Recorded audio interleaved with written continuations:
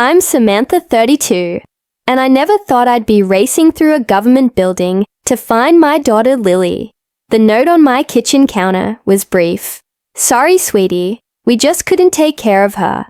While scrolling through my phone, frantically waiting for answers, a notification appeared. There was my father's sunglasses, perched on his head arm, around my sister's kids in Hawaii. My parents had abandoned my 8-year-old daughter to foster care while vacationing with my sister's family. I didn't scream. I didn't break down. I made one phone call that would end with police pounding on their hotel door. If you're watching this from somewhere warm today, share where you are and hit subscribe for more stories of family. Justice life before this nightmare was already challenging, but in ways I could manage as an ER nurse at Riverside Memorial. I'd built a career helping others through their worst moments. The irony isn't lost on me that I'd become so skilled at handling emergencies for strangers while missing the catastrophe brewing in my own family. Lily came into this world 8 years ago during my final year of nursing school. Her father, Anthony, and I had been married just a year when those 2 pink lines appeared on the pregnancy test. We were young, scared, but committed to making it work. Anthony was finishing his business degree, and we relied heavily on my parents' support. During those early years, from the moment they placed Lily in my arms, she became my world. She has this infectious laugh that starts as a giggle and crescendos into full belly laughter that makes everyone around her smile. Her curly auburn hair is perpetually escaping whatever hairstyle I attempt in the mornings, and she has these thoughtful green eyes that seem to process everything deeply. Despite our busy schedules, we maintained our special rituals: Sunday morning pancakes, bedtime stories, no matter how late my shift ran, and our brave talk, where we shared one thing that scared us. That day, things changed when Noni's marketing career took off. The late nights at the office became more frequent, as did the business trips. I noticed the first signs 3 years ago: the unfamiliar perfume, the defensive responses to simple questions, the emotional distance when I finally confronted him with evidence of his affair with a coworker. He didn't even try to deny it. Our divorce was finalized quickly, with Anthony agreeing to monthly visits with Lily and child support that arrived irregularly, at best. My parents, Gerald and Marilyn, had always been a complex presence in my life. Dad built a successful accounting firm that afforded them a comfortable retirement. Mom spent years as an elementary school principal. Before joining him in retirement, they presented themselves as the pillars of family values to friends and neighbors. But behind closed doors, the dynamic was very different. My younger sister Victoria had always been their obvious favorite for years. My junior, Victoria, followed our parents' carefully plotted, life-planned prestigious college marriage to Bradley, a successful attorney, and 2 perfect children. 10-year-old Jackson and 6-year-old Madison. Victoria became a part-time interior designer for wealthy clients, allowing her to maintain her image as both career woman and devoted mother. The favoritism wasn't always blatant, but it was consistent, enough to create a pattern Lily and I couldn't ignore. When Jackson got the latest gaming system for his birthday, Lily received a clearance book and craft set. When Madison had her first ballet recital, my parents drove 3 hours and booked a hotel to attend. When Lily had her piano recital, the EDI following month, they were unfortunately committed to a neighborhood potluck during holiday gatherings. Jackson and Madison's favorite foods would appear on the table with fanfare. The year Lily was diagnosed with a gluten sensitivity, my mother served pasta and rolls, forgetting to prepare any alternatives, despite my reminders. "Oh, so I'm sure she can find something to eat," Mom had said, as Lily picked at plain salad. I'd tried countless times to address these disparities tactfully. Mom, I notice you seem to make different efforts for Victoria's kids than for Lily I'd attempted during a private moment after Christmas 2 years ago. Don't be ridiculous, Samantha. She'd replied, arranging Madison's new wardrobe of doll clothes. We love all our grandchildren equally. It's not our fault that Victoria makes it easier to be involved. Last month, Riverside Memorial faced a severe staffing shortage amid a multi-car accident on the Interstate A zone of the senior nurses. I was called in for 3 consecutive night shifts. My usual childcare provider, Lisa, was visiting family out of state, leaving me with few options. I called my parents, my voice carefully measured to hide my desperation. I hate to ask this, but is there any chance you could watch Lily for 3 nights? I've been called in for emergency shifts. The silence on the other end spoke volumes before my father finally responded. Well, I suppose we could rearrange some things. When would you drop her off? Relief flooded through me. Thank you so much. I can bring her over tonight around 6:00 and I'd pick her up. Friday morning. Fine, my mother said, her voice clipped. Make sure she brings her own entertainment. You know, we don't have much for children her age here anymore. Spent the afternoon preparing everything meticulously. I packed Lily's favorite comfort items. Her stuffed otter named Webster, the quilt her grandmother on Anani's side had made, and the nightlight that projected stars on the ceiling. I prepared labeled meals with simple reheating instructions. I wrote out her routine, emergency contacts, and medication schedule for her occasional seasonal allergies. Be good for Grandma and Grandpa. Okay, I told Lily as we pulled into their driveway. Remember, they have different rules than we do at home. I know, Mom, she said, clutching Webster to her chest. I'll be super helpful and quiet. Just like they, that statement should have broken my heart, but at the time I was just grateful for the child care. I hugged her tightly, breathing in the strawberry scent of her shampoo, not knowing it would be days before I held her again. As I carried her overnight bag into the house, I overheard my parents' hushed conversation from the kitchen. We'll have to tell her soon about the Hawaii plans, my father was saying. Let's wait until after she leaves. My mother replied, no sense causing problems before we need to. I should have asked questions. Then I should have taken Lily and left immediately. But with patients depending on me and no alternative childcare, I convinced myself they were discussing some future trip, not one that would begin while my daughter was in their care. The 3rd night shift had been brutal. A 5-car pileup on the highway had brought in 15 trauma patients simultaneously, and I hadn't sat down for more than 10 minutes in 12 hours. I was changing out of my scrubs in the hospital locker room when my phone rang with Lily's school's number flashing on the screen. Miss Walker, this is Deborah from the front office at Lakeside Elementary. Lily wasn't in class this morning, and we haven't received notification of her absence. My heart seemed to stop mid-beat. What, she's staying with her grandparents? They should have dropped her off. We haven't seen Lily today, and no one has called her in absent. Deborah replied, concern evident in her voice. I rushed out of the hospital, still wearing half my scrubs under my street clothes. The 15-minute drive to my parents' home stretched eternally as I tried calling both their cell phones repeatedly. No answer. I pulled into their driveway, noticing immediately that both cars were gone. Using my emergency key, I burst through the front door. Lily, Mom, Dad, my calls echoed through the empty house. The kitchen counter held a single sheet of notepaper with my mother's precise handwriting. Samantha, sorry, sweetie, we just couldn't take care of her.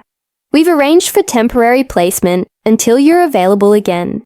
They said, you can contact Child Protective Services to make arrangements. Mom and Dad No. Phone number, no location. Information. No explanation. My trembling hands could barely dial the phone as I contacted CPS after being transferred 3 times. I finally reached someone who could help me. Yes, we do have a record of a child named Lily Walker being placed in emergency foster care. Yesterday evening, the woman said the guardians reported a temporary inability to provide care and requested placement services. They're her grandparents, not her guardians. I said, my voice rising, I'm her mother. I have full custody.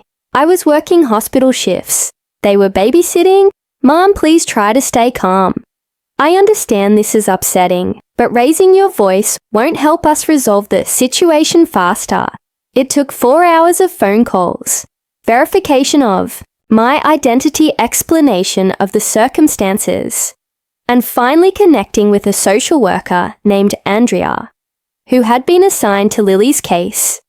Your parents presented themselves as Lily's legal guardians, facing an emergency.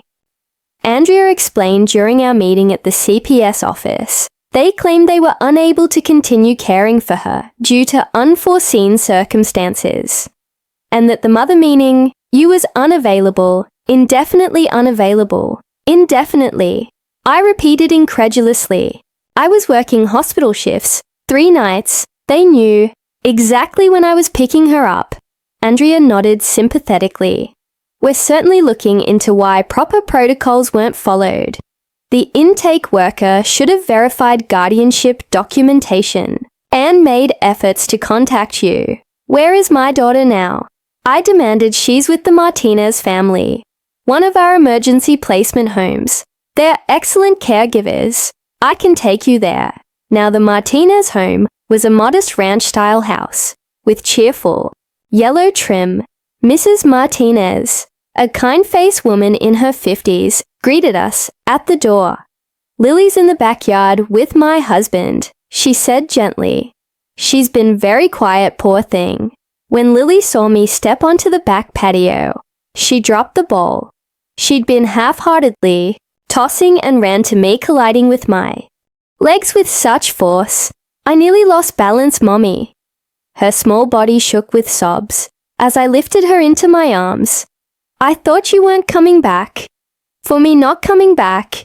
I looked at her, tear-streaked face, in confusion. Sweetheart, I would never leave you. I was just working at the hospital.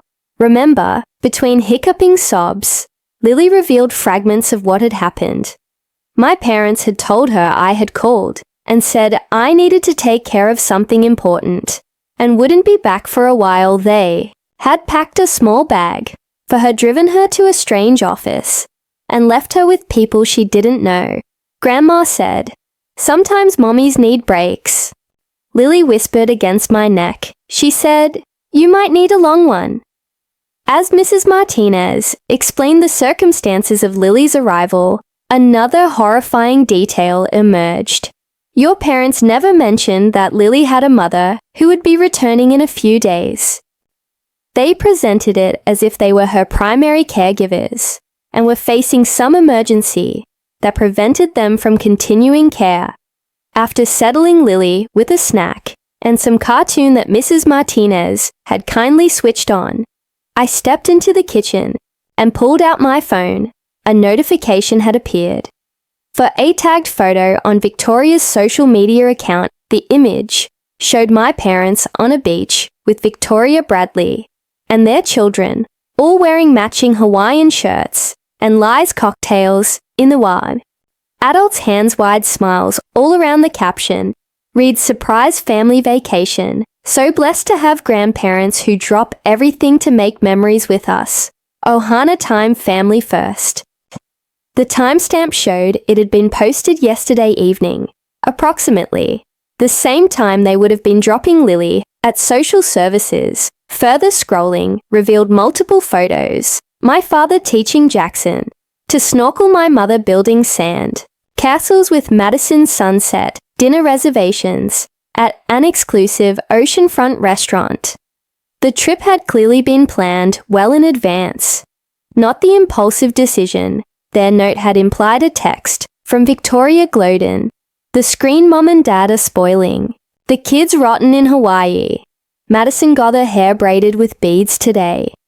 And Jackson's learning to surf. Aren't they the best grandparents ever? I turned my phone face down on the counter, unable to look anymore. Mrs. Martinez placed a gentle hand on my shoulder. Your daughter asked me last night if she had done something wrong, she said quietly. She wanted to know why her grandparents love her cousins more than her. The control I had maintained throughout this nightmare began to crack. How do I even answer that? I whispered. With truth, appropriate to her age, Mrs. Martinez replied, and with love that leaves no room for doubt.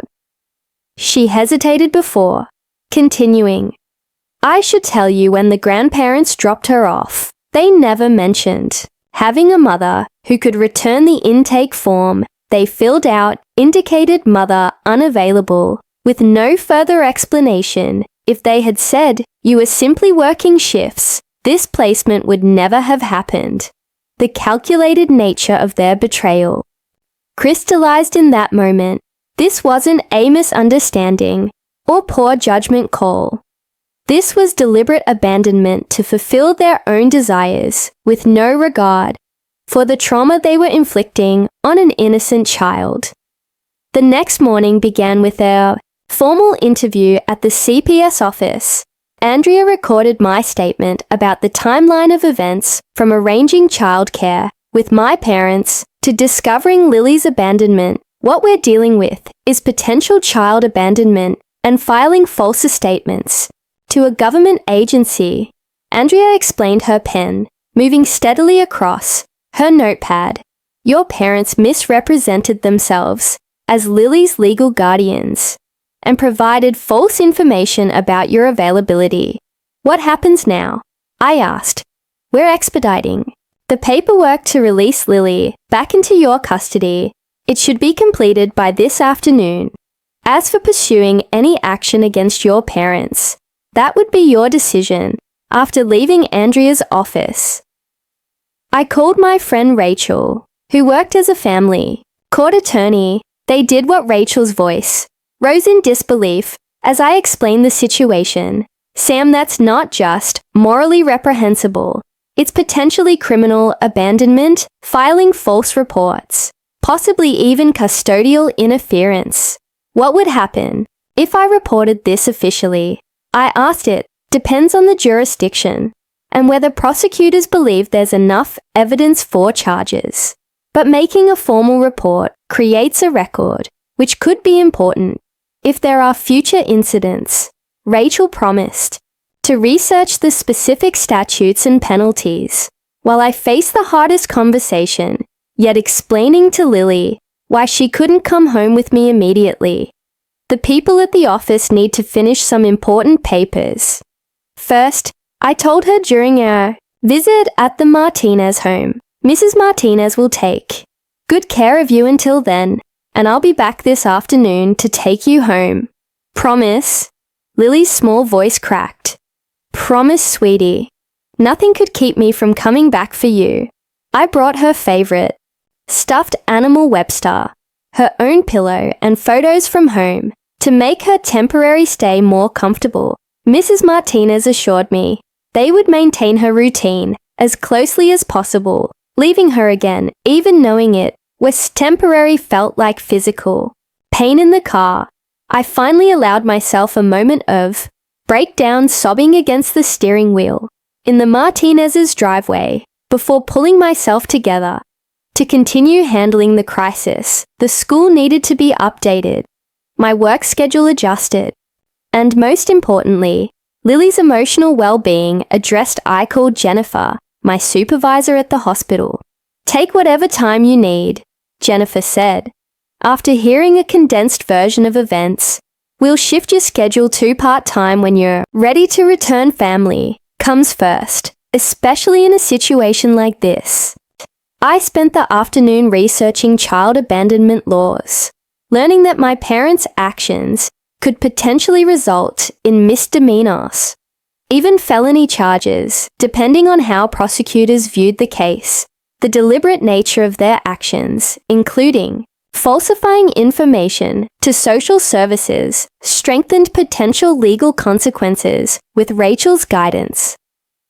I began a detailed documentation process. I created a timeline of events, saved screenshots of Victoria's social media posts, showing the pre-planned nature of the Hawaii trip, and recorded Lily's account of what my parents had told her. Lily's school counselor, Mr. Powell, offered valuable advice. During our phone consultation, children often internalize abandonment as their fault. He explained, it's crucial to repeatedly reinforce that this was an adult decision that had nothing to do with her behavior or worthiness. Will she recover from this? I asked, voicing my deepest fear. Children are remarkably resilient when they have consistent loving support, he assured me, with proper validation and possibly some counseling. Lily can process this experience without long-term trauma. By late afternoon, Andrea called to confirm that the paperwork was complete. You can pick up Lily. Now we'll need you both to come in tomorrow to finalize some documentation. But she's officially released back to your custody. The reunion was tear-filled, but healing Mrs. Martinez had prepared Lily's favorite dinner as a goodbye celebration, and Mr. Martinez had fixed her backpack strap that had been broken during the hasty packing. You have my number, Mrs. Martinez told me quietly at the door. If either of you need anything at all, please call. We'll be keeping you both in our prayers. That night, as Lily slept in her own bed, I contacted Detective Wilson at the police department, a colleague I'd met through my ER work. His specialization in family crimes made him the ideal person to consult. Based on what you've described there, could be grounds for criminal charges, he confirmed after hearing the details. The premeditated nature crossing state lines and the false statements to CPS, I'll elevate the seriousness. What would that process look like? I asked you'd file a formal complaint. We'd investigate and gather evidence, then present findings to the district attorney, who decides whether to press charges. He explained, given that your parents are currently in Hawaii, there would be interstate coordination involved. Further investigation revealed that my parents had booked their Hawaiian vacation 3 months earlier. According to the confirmation email Victoria had inadvertently included in a social media post showing their luxury resort accommodations, they had made a deliberate choice not to find alternative childcare for Lily, opting instead to abandon her to strangers. Victoria's complicity became clear through her social media timeline.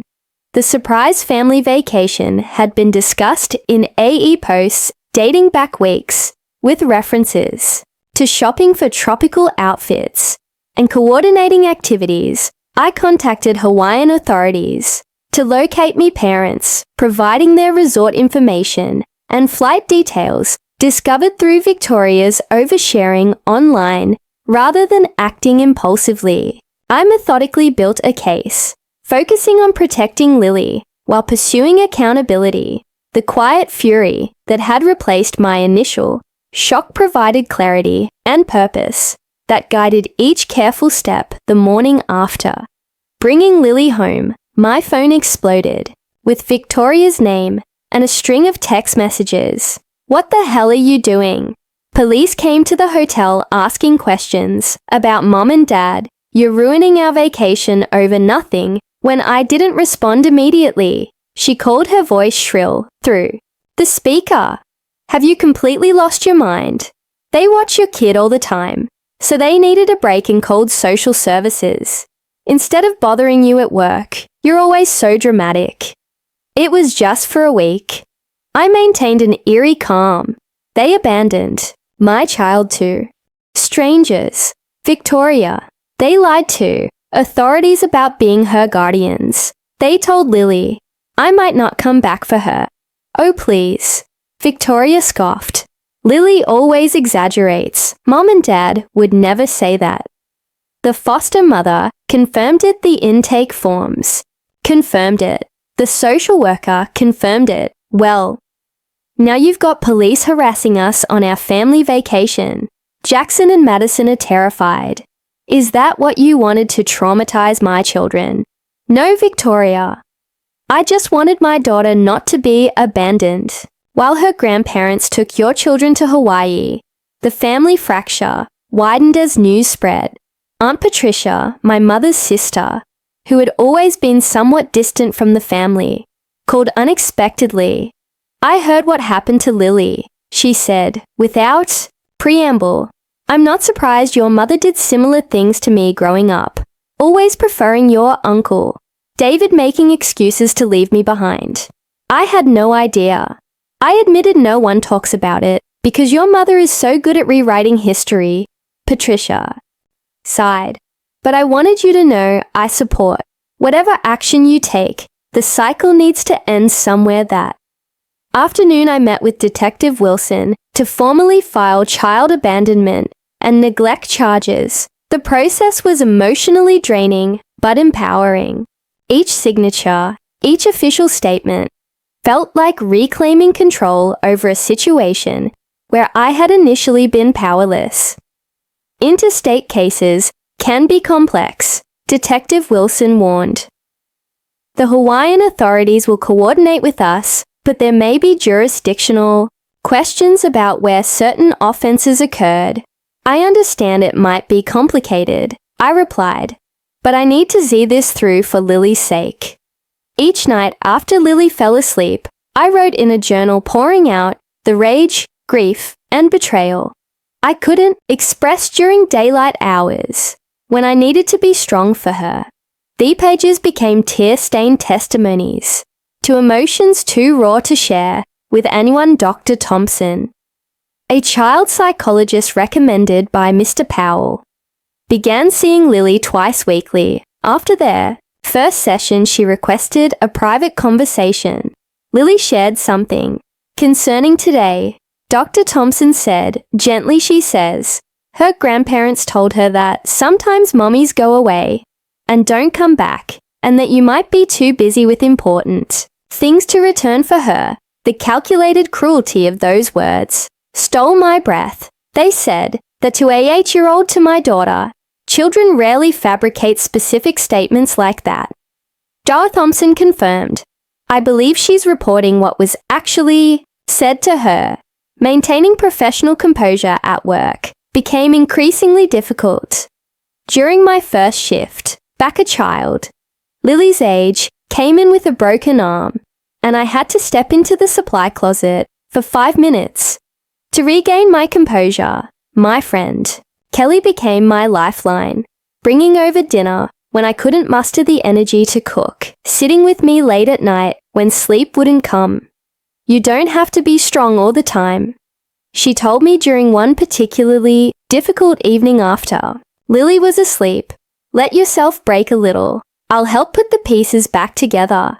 Meanwhile, Victoria's social media continued providing evidence against my parents. A new post appeared, showing they had extended their Hawaiian stay by 3 days, despite knowing the situation that had erupted. The caption read, when paradise is too perfect to leave, extended our stay, because YOLO, blessed life, no regrets. Text messages from neighbors confirmed they had seen my parents loading luggage into their car the morning they abandoned Lily, further establishing premeditation. One neighbor, Mrs. Lawson, had even asked about Lily when she saw them packing, and my father had claimed they were dropping her with friends for a few days. The quiet determination that had been building crystallized into resolute action as Hawaiian authorities confirmed they had located my parents. The coordinated approach had been approved, with officers prepared to confront them the following morning. That night, I sat with Lily during her bedtime routine, carefully explaining what might happen next. The police are going to talk to Grandma and Grandpa about what they did, I explained gently. There might be some big feelings and changes in our family because of this. Will I have to see them? Lily asked, clutching Webster tightly. Not unless you want to, and not without me right beside you. I promised. Your job is just to keep talking to Dr. Thompson about your feelings. And remember that none of this is your fault. Jackson said, on the phone, that his mom says, you're being mean to Grandma. And Grandpa. Lily whispered, sometimes adults disagree about what's right. I replied carefully, but my job as your mom is to make sure you're safe and that people treat you with respect. That's what I'm doing, even if others don't understand. As Lily finally drifted to sleep, I received a text from Detective Wilson. Hawaiian PD confirmed. Approach at 7 a.m. Tomorrow will keep you updated. The call came at 12:04 p.m. Eastern Time, which was early morning in Hawaii. Detective Barnes from the Maui Police Department spoke with a calm professionalism that belied the dramatic scene he was describing. We've made contact with Gerald and Marilyn Walker at the Oceanside Resort and Spa here ported. They're currently being interviewed about the child abandonment allegations. How did they react? I couldn't help asking initially, with denial and confusion when presented with the documentation from your state CPS and your formal complaint. Mr. Walker became defensive, while Mrs. Walker became emotional. I learned that the confrontation had been carefully coordinated with hotel security. 3 officers had approached room 742 at exactly 7:05 a.m. Security cameras captured the entire interaction in the hallway. The knock on their door had been firm, authoritative. My father had answered in a resort bathrobe, the confusion on his face quickly morphing to alarm as Detective Barnes identified himself and the other officers. Gerald Walker, we need to speak with you, and Marilyn Walker, regarding an incident involving your granddaughter, Lily Walker, and allegations of child abandonment in Connecticut. According to Detective Barnes, my father had attempted to close the door, claiming there must be some mistake. The officers prevented this, explaining they had a legal obligation to investigate the formal complaints filed. Your daughter Samantha has provided documentation showing that you and your wife left your granddaughter with Child Protective Services under false pretenses before traveling to Hawaii. Detective Barnes had stated, we need to ask you some questions about this incident. My mother had appeared behind my father, her hair in rollers, face ashen, as she registered what was happening. This is ridiculous, she'd stammered. We made proper arrangements for Lily. Samantha is blowing everything out of proportion as usual. Victoria and her family had been staying in the connecting room. Hearing the commotion, Victoria had burst through the adjoining door. Her husband Bradley close. Behind their children, Jackson and Madison had peered around their parents, confused by the early morning disturbance. What's going on? Victoria had demanded. When Detective Barnes explained, she'd turned on my parents in disbelief. You told me Samantha knew about the arrangements. You said she was fine with Lily staying with a friend's family. This revelation added another layer to my parents' deception. They had apparently lied to Victoria as well, though her willingness to believe their story without verification said much about her own priorities. As the situation escalated, my father had attempted justification. We just couldn't handle her special needs. He'd claimed Lily requires constant attention, and we're not equipped for that. At our age, we made sure she was with qualified caregivers. She doesn't have special needs, I told Detective Barnes during our initial interview. She's a perfectly typical 8-year-old who occasionally needs her inhaler. During allergy season, my mother had dissolved into tears, claiming they had meant to come back for her and had left contact information with the agency. Both claims were easily disproven. By the documentation I had provided, Victoria's intervention had grown increasingly hostile. According to Detective Barnes, this is entirely Samantha's fault. She dumps Lily on mom and dad whenever she has shifts they deserve, a break tooth.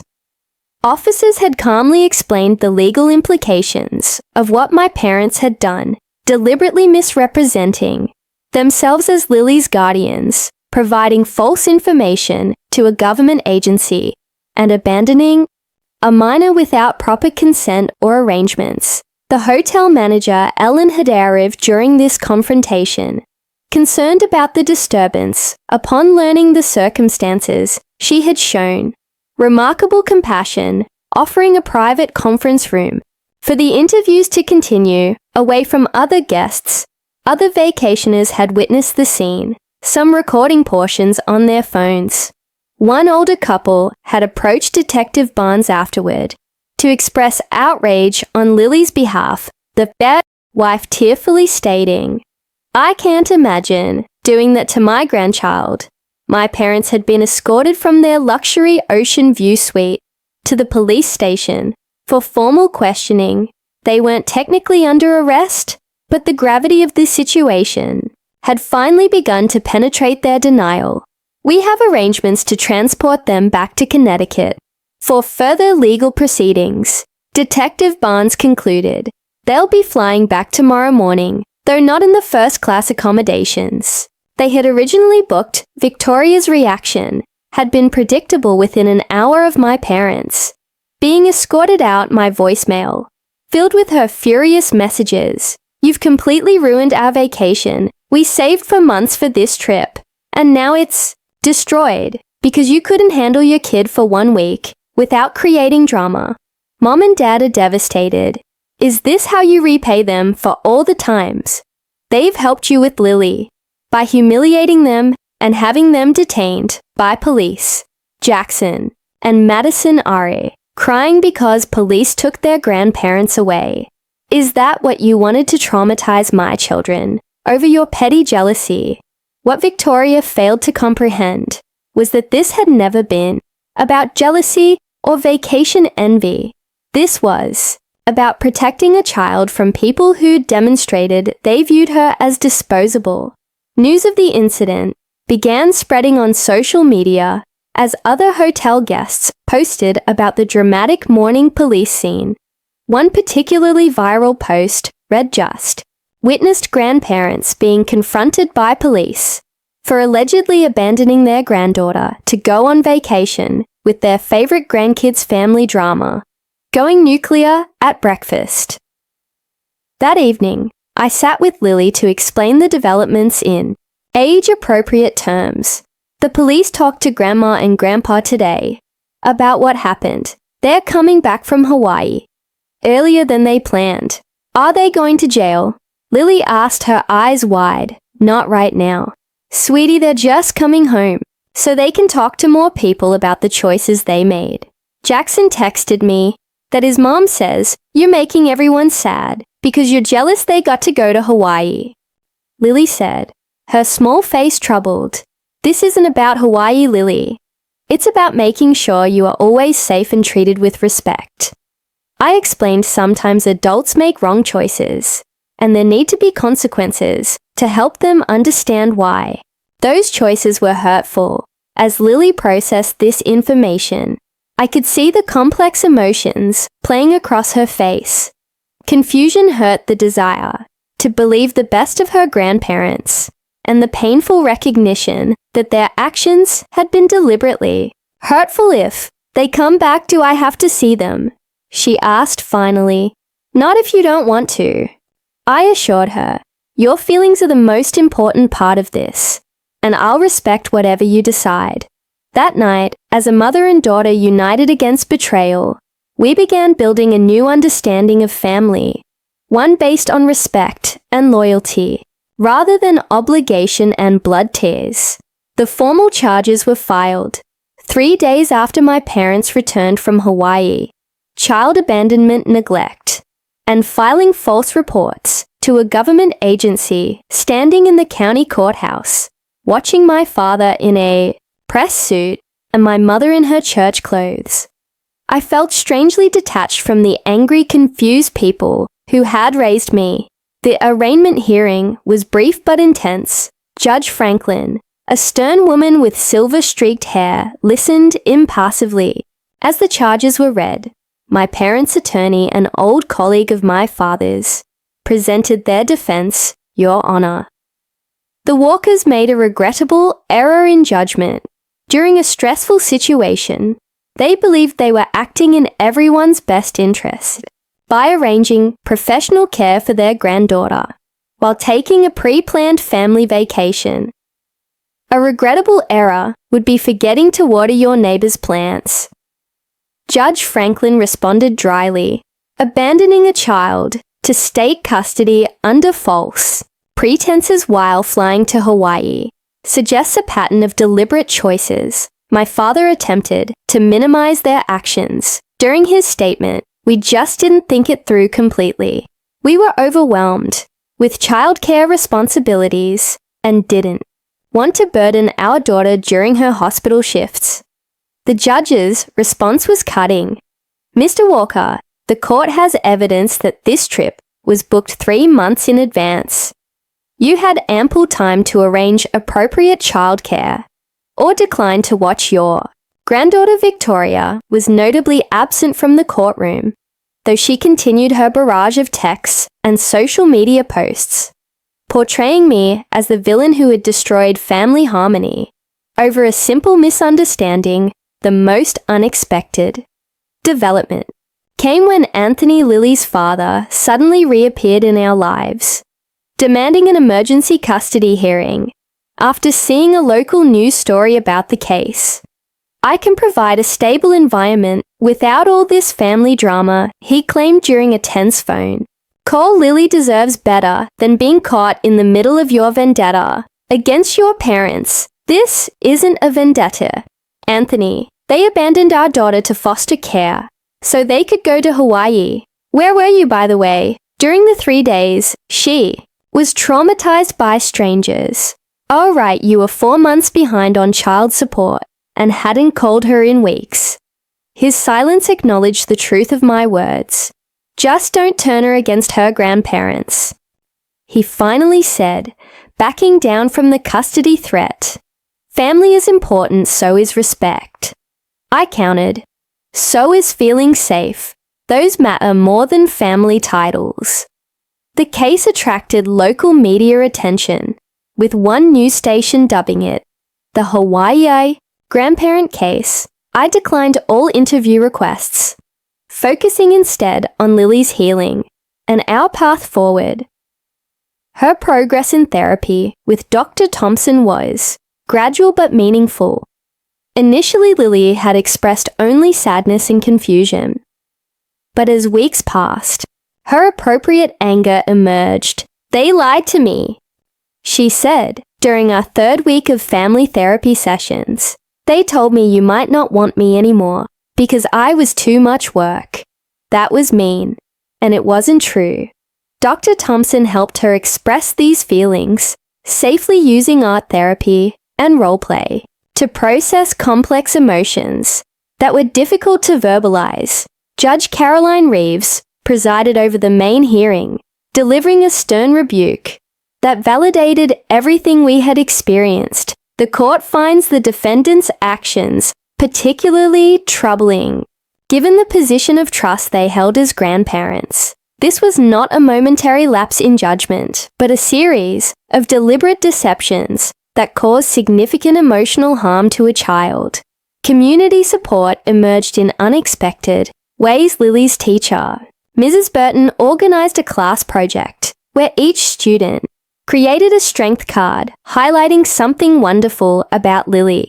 Her folder filled with colorful reminders. Lily tells the best jokes Lily shares.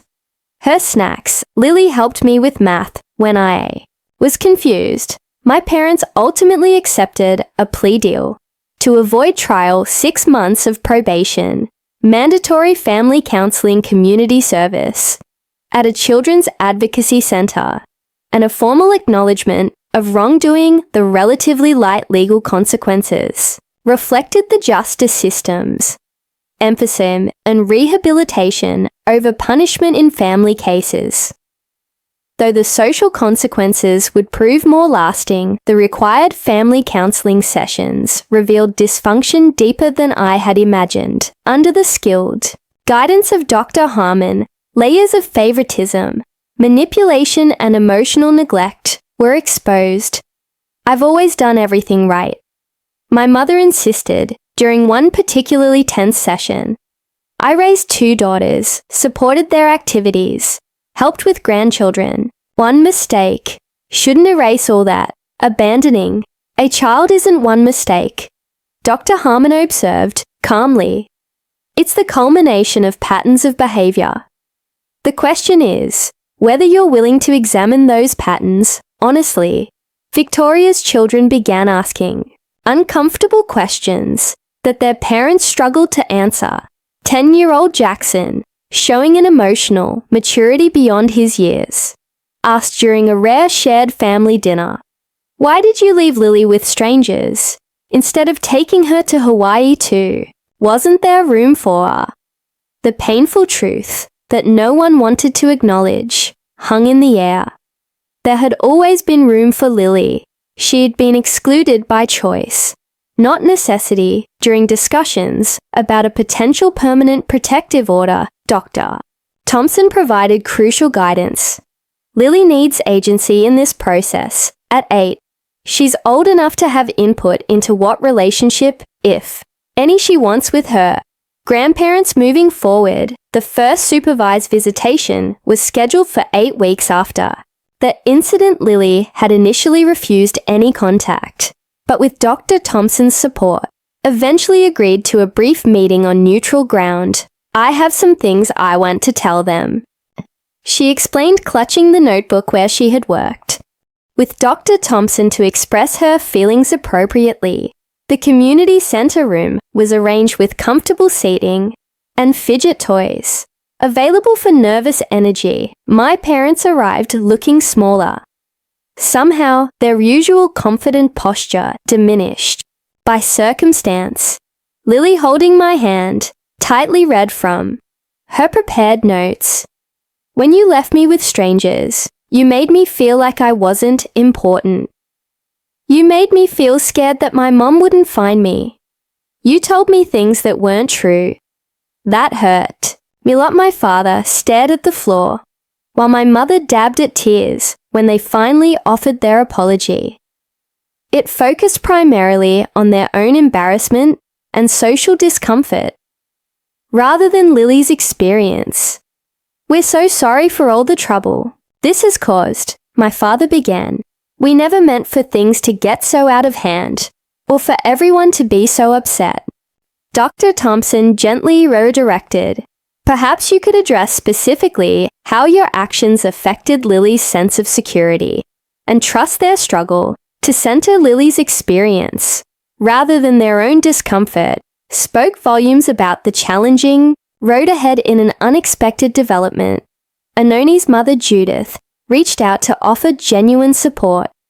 Unlike my parents, she had always treated Lily with warmth. Despite the divorce, what they did was unforgivable. She stated firmly during a visit, "Family doesn't mean tolerating harm. I want you both to know I'm here whatever you need." Her unconditional support demonstrated the difference between true family bonds and mere biological connection at work. The crisis had paradoxically strengthened my professional standing. Jennifer recommended me for a leadership position, coordinating the emergency department's training program, citing the grace and strength I'd shown through personal adversity. "You've demonstrated exceptional crisis management skills and ethical decision-making under extreme pressure," she noted during my performance review. "Those are exactly the qualities we need in leadership." The promotion provided not just professional advancement, but practical benefits, a more consistent schedule that allowed greater stability for Lily and financial security as we rebuilt our lives. Lily's 9th birthday marked the first celebration of our new normal. instead of the tension-filled family gatherings of the past. We hosted a small party with the people who had proven themselves. True family Kelly and her daughter Emma Mrs. Martinez and her husband Judith, and a handful of Lily's closest friends from school. The backyard decorations reflected Lily's current passion for space exploration, star-shaped cookies, a rocket-themed cake, and constellation activity. Created a joyful atmosphere, far removed from the trauma of the previous year. Make-A-Wish Space Explorer, I encouraged. As Lily prepared to blow out the candles, she closed her eyes tightly, took a deep breath, and with a determined puff, extinguished all 9 flames. While our chosen family applauded, the healing journey had not been linear. There had been nightmares, anxiety about separations, and moments of regression, but there had also been remarkable resilience. Lily had returned to dance class after initially refusing to participate in any activity that required me to leave her side. She had formed new friendships with classmates whose parents had shown kindness during our crisis. We had created new traditions to replace the family gatherings that no longer felt safe. Sunday brunches with Kelly and Emma became a weekly highlight. Monthly movie nights with Judith brought laughter and connection. Even Mrs. Martinez kept in touch, inviting us to her family's Thanksgiving celebration, where Lily bonded with their teenage granddaughter, who shared her interest in astronomy. Contact with my parents remained limited and structured. After extensive consultation with Dr. Thompson, we had established boundaries that prioritized Lily's emotional safety while allowing for potential relationship repair. Over time, all visits remained supervised by a family therapist, and Lily knew she could end any interaction that felt uncomfortable. Victoria had made a surprising attempt at reconciliation 6 months after the incident. Her initial text had been tentative. I've been doing some thinking about everything that happened. Could we talk sometime? Our first conversation had been awkward, painful, and ultimately necessary. Sitting across from each other at a neutral coffee shop, Victoria had finally acknowledged some uncomfortable truths. I didn't want to believe Mom and Dad could do something so awful, she admitted.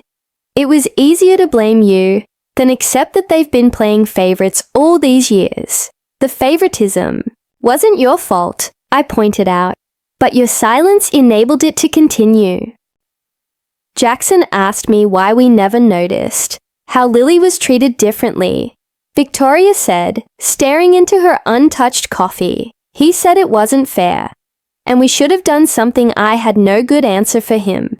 My boundaries remained firm. Despite this opening, I appreciate you reaching out, Victoria, but rebuilding trust will take time and consistent actions, not just words. What would that look like? She asked, treating Lily with the same consideration you give your own children, acknowledging the harm done without minimizing it, supporting her healing without centering your own feelings about the situation. The ongoing family therapy sessions had produced mixed results. 6 months into the process, my father experienced what appeared to be a genuine breakthrough during a particularly intense session. I have no excuses, he said, his voice breaking. Wet-readed Lily as less important from the beginning, because she reminded us of our disappointment in Samantha's choices, the unplanned pregnancy, the divorce, the struggling single motherhood. We saw all that as failure. Lily is not a representation of my choices, I responded. She's a complete person, deserving of love and respect, regardless of the circumstances of her birth or my marital status. Know that now, he acknowledged, tears streaming down his face. For perhaps the first time in my memory, I just don't know if I can ever make it right. My mother's journey proved more challenging. Her identity had been so thoroughly built around appearances and social standing that acknowledging the fundamental wrongness of their actions threatened her entire self-concept. "We had good intentions," remained her refrain. Despite months of therapy, we thought we were doing what was best for everyone. Dr. Hartman's patience was admirable as he repeatedly redirected, "Marilyn, good intentions, don't abandon children to foster care." Let's explore what was really happening in that decision. The final court hearing featured a moment that changed everything. Judge Reeves had invited Lily to share her perspective if she felt comfortable doing so. After careful preparation with Dr. Thompson, Lily had bravely approached the bench. "I want my grandparents to know that what they did made me feel like I wasn't good enough," she said clearly. "Not because I did anything wrong, but because they couldn't see how special I am.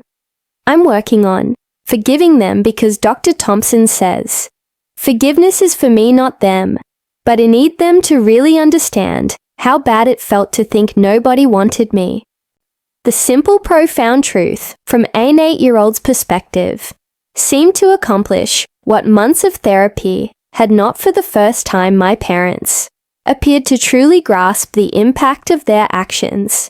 Beyond the legal consequences and social embarrassment, the breakthrough in family therapy came 6 months after the incident. During a particularly emotional session, my father turned to Lily without prompting. "I was wrong, Lily, not just about what happened with Hawaii, but about how I've treated you. From the beginning, you deserved better from your grandfather. And I'm truly sorry for failing you." The genuine remorse in his voice marked the first step in actual healing. Though the path remained long and uncertain, my mother's journey continued to be more complicated. "I'm trying to understand," she would say, still struggling to fully acknowledge her role. "I never meant for Lily to feel unloved." The greatest growth happened between Lily and me. Our bond, tested by circumstances neither of us could have anticipated, emerged stronger and more secure. The trust between us deepened as she experienced firsthand that my love was unconditional and my promises kept, Mom. She said one night as I tucked her in, "I'm not scared anymore when you go to work. I know you'll always come back for me." Those words, simple yet profound, represented the most important healing of all. We had created a family of choice around us, friends who had proven their loyalty, colleagues who had offered support without judgment, even strangers like the Martinez family who had shown extraordinary kindness during our darkest moments. Looking toward the future, I saw a path that honored the difficult journey while refusing to be defined by it. Lily was flourishing academically, her natural curiosity reignited. As emotional security returned, the promotion at work provided stability and growth opportunities. Most importantly, the painful experience had clarified what really mattered: integrity, respect, and unfailing love. The wisdom gained through this ordeal could be distilled to something both simple and profound. Family is defined by actions, not titles or blood. The people who stand beside you when everything falls apart are your true family, regardless of what name they carry. Sometimes the hardest battles teach us our greatest strengths. I told Lily one evening as we watched the sunset from our backyard, "You've shown more courage than many adults ever find because I had you showing me how." She replied, leaning against my shoulder, and in that moment, I knew that despite everything, we had found our way to something beautiful and true. Have you ever had to make difficult choices to protect someone you love? How did you find the strength to do what was right, even when it was painful? Share your story in the comments below. And if this journey resonated with you, please hit the like button and subscribe to hear more stories about finding strength through adversity. Remember, true family is defined by love and respect, not just blood. Thank you for listening, and may you always have the courage to stand up for what matters.